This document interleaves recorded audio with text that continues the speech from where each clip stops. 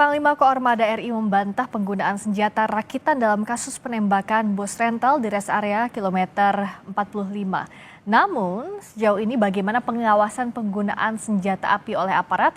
Kami bahas bersama Syamsur Rizal, anggota Komisi 1 DPR RI fraksi PKB. Bergabung juga pengamat militer dari ISES, Hairul Fahmi melalui sambungan dalam jaringan. Selamat malam, Mas Fahmi. Pak, apa kabar? Selamat malam, Assalamualaikum. Waalaikumsalam warahmatullahi wabarakatuh. Hairul. Malam. Terima kasih Pak Syamsu sudah hadir, juga Mas Hairul. Saya ke Pak Syamsu dulu. Sebenarnya kan kalau bicara soal evaluasi penggunaan senjata api, ini bukan kasus pertama. Betul. Setiap ada kasus, pasti kami mewawancari DPR, ada evaluasi lagi. Nah, sejauh mana sebenarnya evaluasi ini berjalan? Apa realnya? Yang pertama, kita melihat bahwa peristiwa ini adalah bukan yang pertama. Yang kedua, peristiwa ini melibatkan para pihak yang tidak setara. Antara TNI sebagai institusi negara juga dan sipil. Ya. Yang ketiga adalah ini menjadi tanda bahwa ternyata proses yang sudah berkali-kali terjadi ini yang melibatkan polisi, melibatkan TNI, melibatkan polisi-polisi, tentara dan warga dan lain-lain, itu menjadi indikasi bahwa memang ada yang tidak update, bukan hanya dalam konteks hubungan antara sipil militer dan sipil polisi, polisi dan militer, tetapi yang paling penting adalah aturan-aturan itu sudah tidak mampu mengikuti perkembangan zaman. Nah, kalau kita bicara case ini, bagaimana mengupdate SOP-nya, ini memang berbeda banget antara SENPI yang dimiliki oleh TNI, SENPI yang dimiliki oleh polisi, SENPI yang dimiliki oleh sipil. Ya. Karena memang tujuannya berbeda-beda. Kalau yang dimiliki oleh sipil, orientasinya itu adalah membela diri, olahraga, koleksi, dan lain-lain. Kalau yang polisi ini, orientasi utamanya adalah menjaga keamanan dan ketertiban. Kalau TNI, orientasi utamanya itu menjaga keamanan negara. Dan prosesnya juga berbeda. Kalau polisi itu untuk melumpuhkan, kalau sipil itu mungkin untuk pas sebagai sniper misalnya, kalau TNI memang untuk membunuh. Tapi bukan untuk warga sipil. Kalau di kasus ini kan jadi dalam keadaan untuk memastikan keamanan negara. Nah, dalam proses itu kemudian ada beberapa yang memungkinkan untuk memiliki SENPI dan membawa keluar dari kedinasannya. Seperti yang Mas Hairul sampaikan tadi itu bahwa harus terukur, harus ada perintah, harus ada tujuannya membawa keluar dari markas. Apalagi seorang ADC misalnya. ADC itu penting untuk diteliti. Siapa yang dia kawal? Nah, kalau evaluasi dari DPR sejauh mana? Kalau menurut saya ini yang penting untuk dievaluasi sekarang ini adalah aturan-aturan bukan hanya dalam konteks SOP penggunaannya, tetapi memang kapan boleh membawa senjata api, kapan tidak boleh keluar senjata api itu, termasuk soal ADC tadi. Sejauh ini belum diatur secara belum, detail. karena di revisi undang-undang TNI lagi jalan nih. Ada beberapa yang sudah kita pastikan akan direvisi, umur pensiun TNI, kemudian bidang lingkup tugas di luar militer yang boleh untuk para perwira-perwira dan beberapa materi lain. Termasuk soal penggunaan senjata? Belum, tapi mungkin saja dengan banyaknya kondisi-kondisi aktual yang terjadi belakangan ini, bisa saja itu kemudian menjadi bagian dari pembahasan. Paling tidak menjadi rekomendasi pelengkap bahwa di undang-undang ini mesti ditindaklanjuti dengan peraturan Kementerian Pertahanan atau peraturan Panglima TNI atau aturan-aturan teknis yang lainnya. Yang intinya adalah memastikan bahwa ruang lingkup tugas militer itu adalah menjaga keamanan negara. Oke. Nah, kalau dari ISES lihatnya apakah tadi aturan teknisnya kan detailnya belum ada, apakah ini perlu masuk ke revisi Undang-Undang TNI atau aturan teknis apa yang bisa mengakomodasi ini, Mas Fahmi? Iya, saya kira secara prinsip perlu dimasukkan dalam Undang-Undang TNI ya, terkait dengan terutama terkait dengan tanggung jawab moral dan profesional ya. Ya, dalam kaitannya dengan upaya kepatuhan terhadap hukum, kemudian terkait dengan ini tadi pengendalian diri dalam penggunaan senjata api gitu ya, itu saya kira perlu lah diatur dalam undang-undang dalam perubahan undang-undang TNI dan kemudian dijabarkan lebih lanjut dalam ketentuan yang lebih teknis terkait dengan SOP ya, terkait dengan juga dengan mekanisme yang bagaimana seorang prajurit diizinkan atau dibolehkan membawa senjata api. Ya, tadi yang saya sampaikan bahwa apa namanya ruang dan waktu kewenangan itu digunakan itu supaya jelas gitu ya. Itu penting gitu. Betul. Karena kalau alasannya hanya bahwa dia ajudan kemudian dia senjata Melekat begitu ya? api itu melekat. Nah, ini kan aktivitasnya sedang aktivitas pribadi, tidak bersama pimpinan yang dikawal Betul, gitu ya. betul. Itu Sehingga poinnya. alasan itu sebenarnya juga menjadi tidak relevan begitu. Ya. Betul. Nah, Setuju Mas Herul. ya. Tapi sebenarnya sudah ada aturannya karena sudah ada peraturan Menteri Pertahanan. Nah, jadi Ya. tinggal diupdate. Diupdate-nya ini yang kalau nggak salah peraturan Menteri Pertahanan ini tahun 2010. Jadi sudah 15 tahun yang lalu. Dinamikanya sudah banyak sekali. Tapi pada praktiknya kan ini tidak berjalan dengan baik. Artinya harusnya itu dibawa kondisi kedinasan. Tapi ini Betul.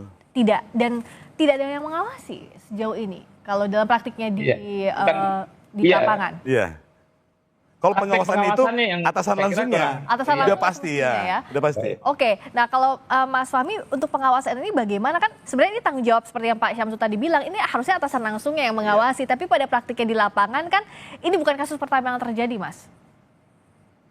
Betul. Ya, terutama dalam atasan sebagai di kaitan dengan atasan langsung ini ya. Ya, Praktek pengawasan ini memang saya kira agak lemah ya, karena mereka lebih banyak berinteraksi keseharian, terus kemudian interaksi itu tentu saja menyebabkan adanya kemungkinan kelonggaran dalam pengawasan karena faktor trust dan lain sebagainya ya, itu menyebabkan adanya kelonggaran. Padahal ini yang saya kira itu memunculkan risiko-risiko tadi gitu ya, yang semestinya tidak boleh membawa atau harus dengan izin dan perintah gitu ya. Jadi tidak perlu izin dan perintah. Misalnya kayak dalam konteks kemarin ya, penembakan di tol, membawa senjata api ini di luar dari ruang, bukan sekedar keluar di luar ruang kedinasan gitu ya, tapi dia sedang keluar kota. Nah, itu mestinya dia dibekali dengan surat izin perjalanan. Izin perjalanan itu biasanya itu mencantumkan apakah dia membawa senjata atau tidak, dan apakah senjata itu jenis apa, amunisinya berapa, itu dicantumkan dalam izin perjalanan itu. Gitu loh. Jadi jelas. Betul. Nah, kalau seperti ini saya kira praktek pengawasannya begitu longgar karena ada interaksi yang kuat antara atasan dan bawahan. Jadi saya kira ini yang kalau prosedur saya kira tinggal diupdate saja, benar Pak Samsu tadi, tinggal diupdate dan diperkuat mungkin ada dengan pelajaran dari berbagai kasus belakangan ini. Tapi selebihnya yang paling perlu ditekankan adalah tanggung jawab pimpinan. Ya, tanggung jawab pimpinan dalam konteks praktek pengawasannya. Ini yang saya kira perlu dipertegas, sehingga dalam kasus-kasus seperti ini pimpinan juga harus dimintai pertanggungjawaban, termasuk juga bisa menerima sanksi atas Kelalaian. kasus yang kelalaian pengawasan dan tindakan bawahannya begitu. Ya. Kenapa publik jadi sangat kecewa, Pak Syamsu? Apalagi dua dari pelaku ini adalah anggota pasukan elit. Kita tahu dengan kemampuan yang sangat mumpuni, yang semestinya melindungi masyarakat, justru sebaliknya. Betul. Jadi 2 dari 3 oknum ini adalah anggota pasukan katak yang memang sangat, ya kualifikasi pembelaan dirinya udah bagus banget. Tetapi belum tentu juga kualifikasi pengendalian dirinya belum. Kemudian yang paling prinsip itu adalah bahwa memang ada kesatuan-kesatuan tertentu yang memungkinkan untuk membawa 24 jam. Ya, diantaranya itu adalah ADC tadi. Karena surat perintahnya melekat. ADC misalnya ke siapa, nah ini problemnya adalah yang dia kawal oleh ADC ini ada nggak ikut dalam proses itu? Tidak ada pada nggak ada, berarti bukan pengawalan, bukan penugas perlindungan. Yang kedua adalah kalau tugas-tugas dalam konteks intelijen.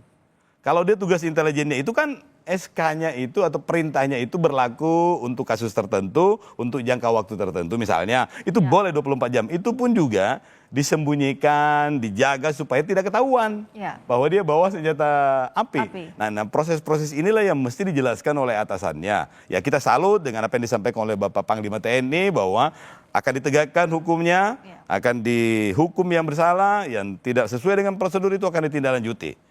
Nah, tadi dari kepolisian juga menyampaikan bahwa ada satu yang penting untuk kita pahami sama-sama, yaitu critical point. momen-momen apa saja yang seorang polisi, seorang TNI itu menggunakan kewenangan institusinya atau otoritas institusinya untuk mengambil tindakan-tindakan sesuai dengan apa yang menjadi kewenangan yang melekat. Seorang TNI, kewenangan apa yang membuat dia tahu bahwa ini negara dalam ancaman. Polisi bisa tahu bahwa ini Kamtibmas terancam, sehingga dia menggunakan otoritasnya sebagai polisi, sebagai tentara. Nah itu juga penting untuk diteliti, mungkin Kompolnas atau mungkin Mas Herul bisa memberikan masukan. Yang terakhir yang saya ingin sampaikan juga ini adalah frame dari media, ini juga otokritik bagi teman-teman media. Di media itu akan muncul kasus bos rental. Jadi seakan-akan bos rental ini korbannya jadi tereduksi citranya. Jadi bos rental itu seakan-akan menjadi entitas yang fight to fight dengan polisi, tentara. Padahal bos rental itu ya korban, itu korban. Jadi korban yang ditulis jangan bos rental, jadi seakan-akan ini. Oh itu kan menjelaskan subjeknya, tapi yang jelas adalah transparansi kasus ini kan harus terbuka. Mesti dikawal. Dan kalau kita tahu kan yang sekarang juga masih jadi perdebatan di publik, Pak Syamsu misalnya saja dikatakan bahwa ada pengeroyokan terhadap korban yang mengeroyok terlebih dahulu dibantah oleh keluarga. Nah ini kan apakah itu valid atau tidaknya harus bisa dibuktikan dan harus terang benderang. Betul, saya setuju karena respon awalnya itu adalah laporan kalau 3 orang anggota itu dikeroyok oleh 15 orang yang tak dikenal. Nah, respon awalnya demikian juga pada saat pelaporan awal di Polsek Cinangka tadi bahwa ada tanda kutip ini pengaburan fakta. Kalau komandannya atau kapolseknya itu menerima fakta atau laporan bahwa yang bersangkutan tidak diterima laporannya itu karena tidak menunjukkan bukti-bukti kepemilikan atau syarat-syarat administrasi pelaporan. Ternyata Mas Agam ini menyampaikan bahwa semuanya udah dikasih lihat. Saya bukan leasing, saya ini rental. Makanya etiknya juga berjalan. Iya, dan ini yang mesti diungkap. Iya, betul. Oke, baik. Terakhir, Mas Fahmi, apa yang jangan cuma evaluasi deh, apa yang harus segera dilakukan soal ini? Ya kalau terkait dengan kasusnya tentu proses hukumnya harus berjalan dengan baik, transparan dan akuntabel. Kemudian hal-hal yang tadi disampaikan Pak Samsi juga itu harus terjawab begitu ya, 2 sorotan utama kita terkait dengan apakah dia pembeli atau backing, yang kedua kemudian apakah senjata api itu digunakan memang sah atau tidak gitu ya. Terus kemudian tentu saja kita perlu ingatkan bahwa ke depan bukan lagi kita bicara evaluasi, tapi kita bicara bagaimana internalisasi dari peraturan-peraturan yang sudah ada dan yang akan dibentuk berdasarkan evaluasi tadi. Saya kira itu. Baik, terima kasih Pak Syamsu Rizal, anggota Komisi 1 DPR fraksi PKB. Terima kasih juga Mas Herul Fahmi, pengamat militer dari ISIS. Selamat malam.